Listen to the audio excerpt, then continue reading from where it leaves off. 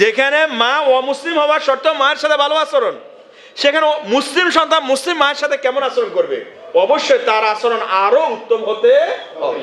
সম্মানিত উপস্থিতি, আল্লাহ নবী সাল্লাল্লাহু আলাইহি ওয়াসাল্লামকে জিজ্ঞাসা করা হলো, ইয়া রাসূলুল্লাহ, হে আল্লাহর নবী, সর্বোত্তম আমল কি? আপনারা জানেন আল্লাহ নবী সাল্লাল্লাহু আলাইহি ওয়াসাল্লাম মনের ডাক্তার ছিলেন। মনের ডাক্তার মানে যার যে মনে যেই রোগ, আল্লাহ নবী সেই রোগ অনুযায়ী চিকিৎসা করতেন। যেমন কোনো ব্যক্তির নামাজের মধ্যে সমস্যা, সে এসে যদি আল্লাহ নবীকে জিজ্ঞাসা করতেন, ইয়া রাসূলুল্লাহ, ইসলামের সর্বোত্তম আমল কি? আল্লাহ নবী সাল্লাল্লাহু আলাইহি ওয়াসাল্লাম বলতেন, ইসলামের সর্বোত্তম আমল হচ্ছে যথাসময়ে সালাত আদায় করা। সুবহানাল্লাহ বলবেন না? তার মানে কি তার মধ্যে এই সমস্যাটা ছিল? বলে না, তার মধ্যে এই সমস্যাটা কি? আরেকজন আসে বলছে, ইয়া রাসূলুল্লাহ, ইসলামের সর্বোত্তম আমল কি? আল্লাহ নবী বললেন, ইসলামের সর্বোত্তম আমল হচ্ছে একজন আরেকজনকে খাদ্য খাওয়ানো। তার মানে হচ্ছে এতে কে খাওয়ায় না, দেখে এর কি এটার এই রোগটা দূর করতে হবে। অথবা সমাজে এই রোগটা আছে, অথবা সমাজে এই রোগটা কি আছে। কেউ এসে জিজ্ঞাসা করলেন, ইয়া রাসূলুল্লাহ, ইসলামের সর্বোত্তম আমল কি? রাসূলুল্লাহ সাল্লাল্লাহু আলাইহি ওয়াসাল্লাম বলেন, ইসলামের সর্বোত্তম আমল হচ্ছে আল্লাহর রাস্তায় জিহাদ করা। তার মানে এটার সব কিছু ঠিক আছে, কিন্তু এতে আল্লাহর রাস্তায় জিহাদে যেতে হবে এই স্পৃহা তার মধ্যে নাই। এরকম কোন এক সাহাবী এসে আল্লাহ নবীকে বললেন, ইয়া রাসূলুল্লাহ, ইয়া হাবিব আল্লাহ, ইসলামের সর্বোত্তম আমল কি, সর্বোত্তম কাজটা কি? আল্লাহ নবী সাল্লাল্লাহু আলাইহি ওয়াসাল্লাম বললেন, ইসলামের সর্বোত্তম আমল হচ্ছে মায়ের সেবা করা, বাবার সেবা করা, মায়ের খেদমত করা, বাবার খেদমত করা, মা এবং বাবার সেবা করা। জোরে বলুন সুবহানাল্লাহ। তার মানে কি? তার মানে সমাজে এই রোগ আছে। তার মানে সমাজে কি এই রোগ? মানুষ মা বাবার সেবা করে না। মানুষকে মা বাবার সেবা করা এটাও সর্বোত্তম আমলের মধ্যে একটা অন্যতম। সম্মানিত উপস্থিতি, আমাদের দেশে আরেকটা সমস্যা কি, এই জায়গায় এসে মা বাবার সেবা করতে গিয়ে অনেক সময় স্ত্রীদের উপর বড় ধরনের একটা জুলুম করা হয়। হযরত হাসান বসরি রাহমাতুল্লাহ আলাইহি এক লোকে এসে বলতেছেন, আমি আমার স্ত্রীকে তালাক দিয়েছি। আমি আমার স্ত্রীকে কি দিয়েছি? হাসান বসরি রাহমাতুল্লাহ আলাইহি বললেন, তুমি তালাক দিয়েছ, তুমি তো অপরাধ করেছ। তখন সেই লোকটা বলল, কেন? আল্লাহ রাব্বুল আলামিন বলেন, ওয়াকাদা রাব্বুকা আল্লা তা'বুদু ইল্লা ইয়াহু ওয়া বিল ওয়ালিদাইনি ইহসানা। আল্লাহ পাক বলছেন যে আল্লাহর ইবাদতের পরে মা বাবার সাথে ভালো আচরণ করা।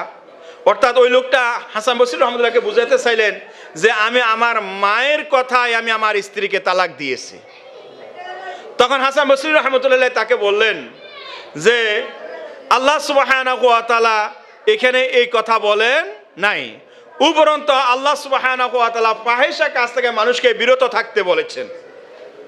স্ত্রীকে তালাক দেওয়া এটা তো ভালো কাজ নয়। অর্থাৎ হাসান বসরি রাহমাতুল্লাহ যেটা বুঝাতে চাইলেন, এই আয়াতের উপর ভিত্তি করে অনেকে স্ত্রীদের উপর জুলুম করে। অর্থাৎ বৈবাহিক জীবনে, দাম্পত্য জীবনে আপনারা অনেক সময় দেখবেন, আমাদের অনেকেরই জীবনে এটা হয়,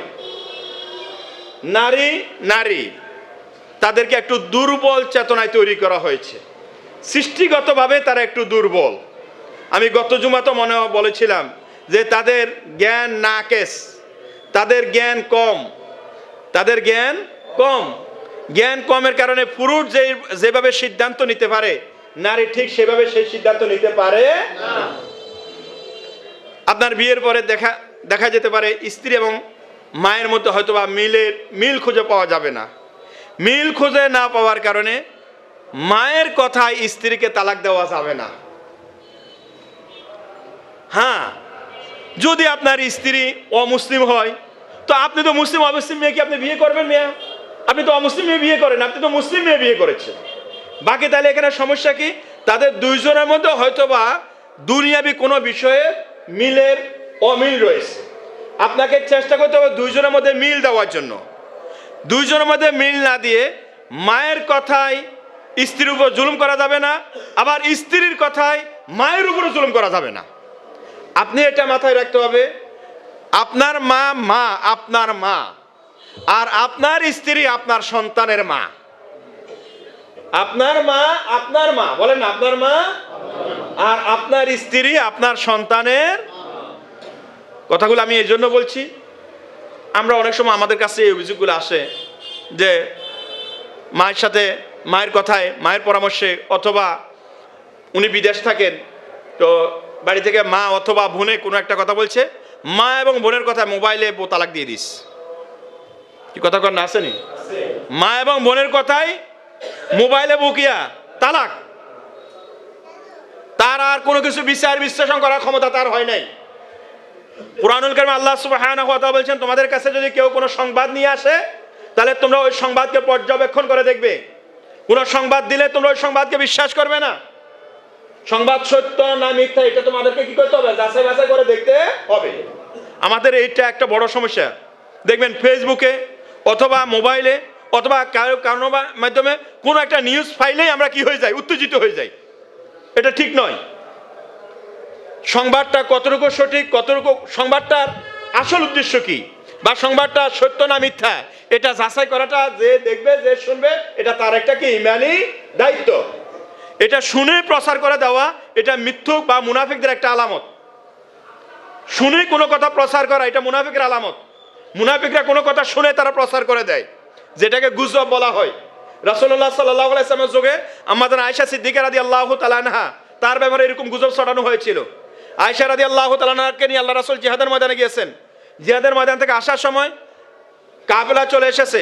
আয়েশা রাদিয়াল্লাহু তাআলা পথে রয়ে গেছেন। প্রতিমধ্যে জিহাদের ময়দানে একটা নিয়ম ছিল, যুদ্ধের মধ্যে একটা নিয়ম ছিল, পিছনে একজন থেকে যেতেন, সে কিছু থেকে গেলে তাকে নিয়ে আসতেন। রাসূলের সাহাবীদের মধ্যে থেকে ওই সাহাবী আয়েশা রাদিয়াল্লাহু তাআলাকে নিয়ে আসতেছেন। মুনাফিকরা প্রচার শুরু করে দিল আয়েশা রাদিয়াল্লাহু তাআলা আনহার সাথে ওই সাহাবীর সাথে অবৈধ সম্পর্ক হয়েছে। বলেন নাউজুবিল্লাহ।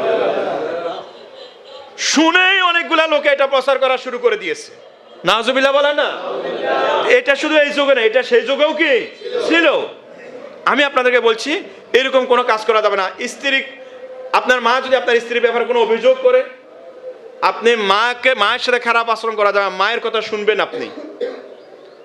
আপনার বোন আপনার স্ত্রীর ব্যাপারে কোনো অভিযোগ করেছে, আপনি শুনবেন। শোনার পরে আপনি দেখবেন আপনার স্ত্রীর মাঝে এই যে অভিযোগ করা হয়েছে, এই অপরাধ তার মাঝে আছে কিনা। যদি তার মাঝে এই অপরাধ থাকে, তাহলে আপনি এবার কোরআন অধ্যয়ন করবেন। স্ত্রীর মাঝে কোনো অপরাধ থাকলে স্ত্রীকে সংশোধন করতে হবে কিভাবে, এই সমাধান আমাদের এই কোরআনে আছে কি নাই বলেন তো ভাই, জোরে বলেন না, আছে কি নাই? আচ্ছা, একজন হাত তোলা, আমাকে বলেন হুজুর কোরআনে ওই জিনিসটা নাই। কোরআনে কোনটা নাই বলেন? সব আছে কিনা? স্ত্রীকে মারতে হবে, মারলে কিভাবে মারতে হবে, এই কথাটাও তো কোরআনে ভাই, জোরে বলেন, আছে না? তাহলে আপনার মা যখন আপনার স্ত্রীর ব্যাপারে কোনো অভিযোগ করবে, আপনি দেখবেন ওই অভিযোগ আপনার মায়ের মাঝে আছে কিনা, আপনার স্ত্রীর মাঝে আছে কিনা। যদি থাকে, তাহলে এবার আপনি এই কোরআন থেকে সমাধান নেবেন। আপনার বোন কোনো অভিযোগ করেছে, কোরআন থেকে এটা সমাধান নেবেন। সমাধান নিয়ে এবার স্ত্রীকে সংশোধনের চেষ্টা করবেন। ব্যাস, সমাধান হয়ে গেছে। কিন্তু আপনি মায়ের কথা শুনে, অথবা বোনের কথা শুনে, অথবা পারিবারিক আশেপাশে কারো কোনো কথা শুনে, খালাতো বোনের কথা শুনে নিজের স্ত্রীকে তালাক দিচ্ছে। এতে যে খালাতো বোনের সাথে কথা বলছে, এটা জায়েজ হয়েছে নি বলেন সাই ভাই, জোরে বলেন না, এটা জায়েজ হয়েছে? এটা তো জায়েজ হয় নাই। কিন্তু খালাতো বোনের কথা শুনে নিজের স্ত্রীকে কি দিছে। এদেশে অনেক নারীরা এত বেশি জুলুমের শিকার, এই যে কতগুলো আন্দোলন হয়, আন্দোলনগুলো এমনিতে আসে নাই, প্রত্যেক কিছুর পিছনে কিছু কারণ। এই যে কতগুলো আন্দোলন, নারীদের, মহিলাদের